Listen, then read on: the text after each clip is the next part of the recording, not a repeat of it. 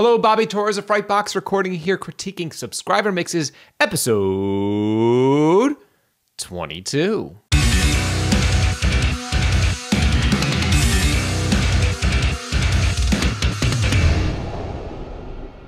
So before we jump into this group of mixes, I want you to be aware, if you're looking to improve the sound of your productions and mixes, so much of your final result of your productions and of your work comes down to just having a solid understanding of basic EQ and compression, regardless of the tools you're using, whether you're using stock plugins, hardware, or paid for plugins. It doesn't matter. And this is why I'm offering you direct access for absolutely free to my crisp and clear heavy mix formula. The heavy mix formula is comprised of three main things: an EQ and compression cheat sheet that you could refer to that has simple instructions and all of my starting points for all of the main instruments within a heavy mix. The cheat sheet contains clickable links to private mixing tutorials where I go even deeper into that specific instrument. And below each of the tutorials, there's a link to a multi-track download so you can mix along with me with the exact same files that I'm mixing in the tutorial. Again, the crisp and clear heavy mix formula is absolutely free. You can have instant access right now by clicking the link in this video's description. So without any further ado, let's jump into this group of mixes submitted by my loyal subscribers. And our first mix here comes from Mr. James. Let's see what we got.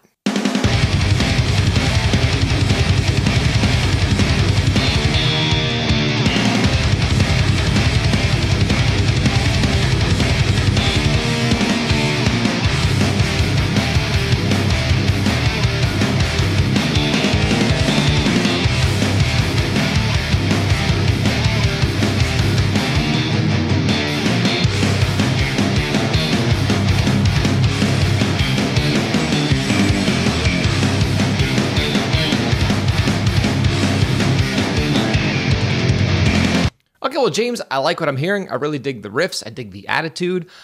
Pretty cool guitar tone. I noticed there's an overall kind of murky quality to the production, and a lot of it comes down to the fact that the cymbals are just very buried in the production, meaning I don't hear a lot of cymbal work coming from the drums. We have to remember the cymbals in a heavy mix or a rock production really is what's going to give your mix a nice sparkly, clear top end, because that's where most of the top end is going to come from. It's not going to come from your guitars generally or your vocals or anything else. That consistent, crisp top end comes from cymbals in a rock or metal mix. So make sure you have your cymbals turned up enough, or maybe EQ out a lot of the frequencies in your cymbals that you don't need. I just hear the cymbals sound very dark and kind of buried. That's going to make a massive difference when it comes to your overall resulting mix. And also, I notice you have a lot, this is very common on with these submissions, a lot of limiting on your mix. And I know everyone wants to get their mix loud, but it's important to kind of nail the fundamentals of your mix before you try making your mix overly loud, because what ends up happening is you end up exacerbating the inherent flaws sometimes in the mix by squashing it through a limiter. And in this case, the mixture sounds muddy because there's not enough cymbals, even though the individual tones sound cool and the performances sound cool and the song sounds cool. So give that a shot and let me know how that works out in your future productions. Okay, our next mix here comes from Mike.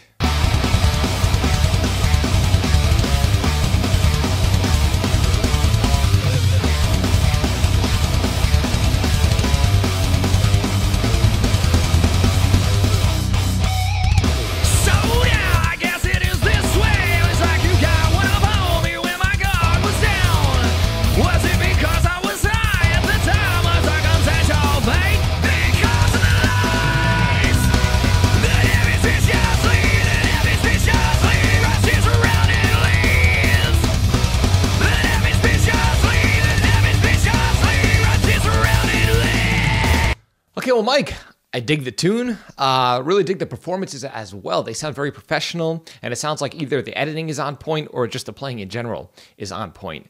The main thing that stands out to me is that the vocals sound overly dynamic.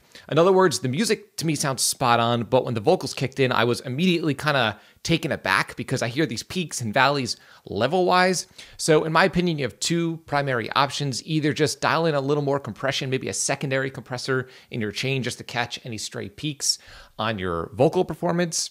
And also maybe try using a little bit of automation on your vocals at any spot that just is perceivably louder or upfront, duck it down, and vice versa. Anytime where he kind of sounds buried, just bring up the vocal volume automation in those specific sections. But to be honest with you, I would kind of lean more towards the first option, which is to use a secondary compressor or limiter to kind of catch any stray peaks on the vocal performance to make it sit a little more evenly and help it sit alongside the guitars in the production. Overall, man, great sounding mix, great sounding tune.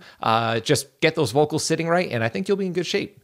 Thanks for your submission. All right, our next mix here comes from Andrew.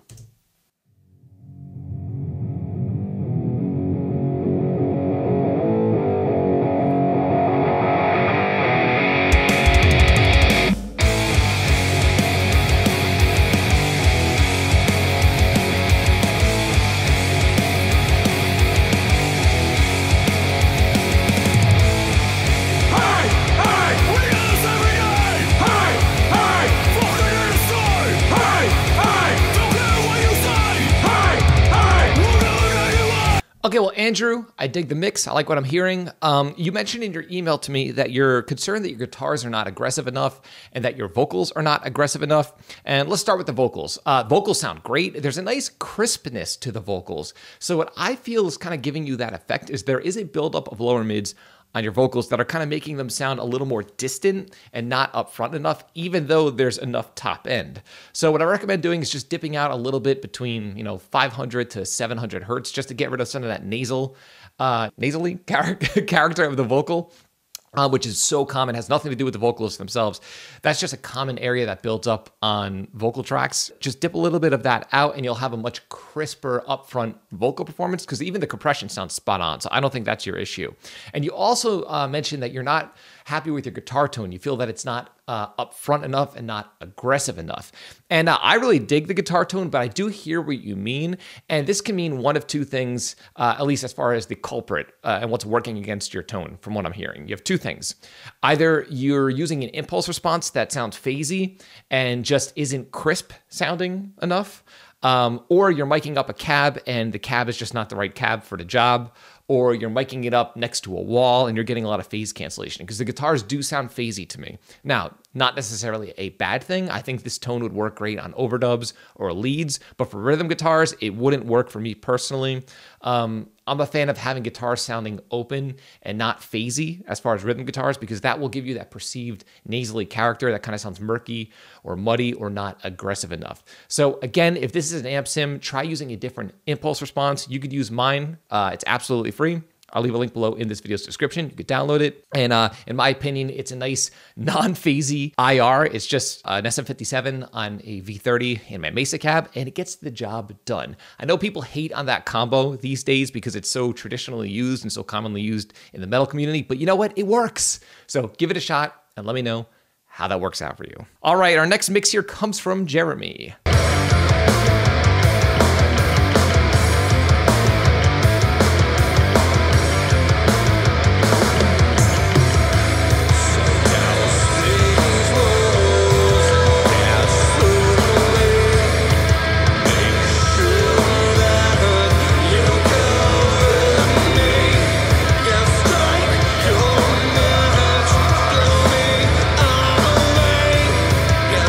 Okay, well, Jeremy, thanks for your submission. The thing that jumps out to me right away is I don't know why people are obsessed with not panning their guitars out hard left and hard right. Most pro metal producers and rock producers use LCR panning, meaning most of their tracks are either hard left, hard right, or up the center. And this is especially true when it comes to guitars. Do not be scared of panning your guitars out. To me, it sounds like something is going on where your guitars are not hard panned, at least upon first listen. If that's not the case, maybe it's not double tracked and you tried to fake a double track, but it sounds like it's double tracked, just not panned out far enough. And that's kind of conflicting with your vocal sound and making the mix sound unbalanced to a certain extent. So the mix could be a lot clearer, and a lot of that just comes down to the fact that your guitars are just too up in the center. So pan your guitars out wide, send me a new mix of this song, and I can't wait to hear it. Thanks for your submission. All right, our final mix here comes from Philip.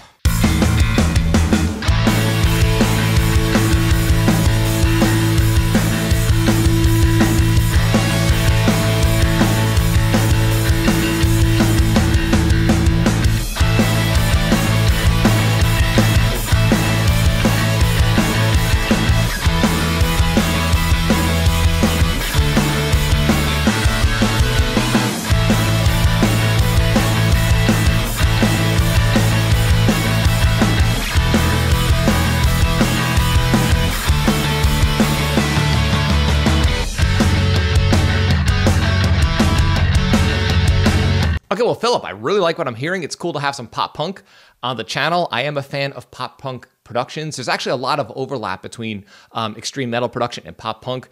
Most people wouldn't think to make that connection, but it really is true, especially when it comes to bass tones and sometimes drum tones and things like that. I really like the bass tone. It has that nice clank that cuts through the mix nice and clear. Dig the guitar tone. My only real kind of gripe with the mix that I hear so far is that the snare is just really, really loud, and it's probably not clipped hard enough, meaning you're not controlling your drum bus, so the snare is poking through too much. That's a very common problem when it comes to digital productions and digital mixing, is that there's no softening of the transients, so sometimes your snare could be really, really obnoxiously loud. This one isn't too bad, but I do feel like the snare is just kind of taking my attention away from the song. But the song sounds really well produced, really well written, super clear, well performed, great stuff here. And also the mix is, it looks like and sounds like it's really clipped and limited as far as the mix in general, not the drums.